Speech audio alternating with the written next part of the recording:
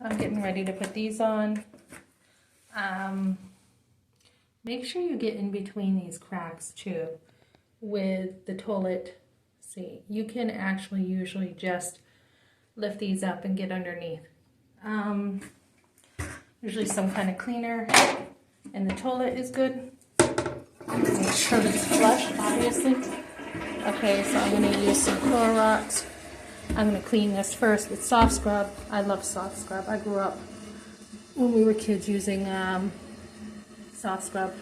And we had iron in our water, so we had to also use, when the iron was there, you know, like Comet, Brillo pads.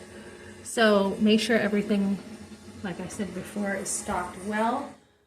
And also the floor around the toilet, don't just do minimalist, okay, I mopped it. No, get around the toilet corners.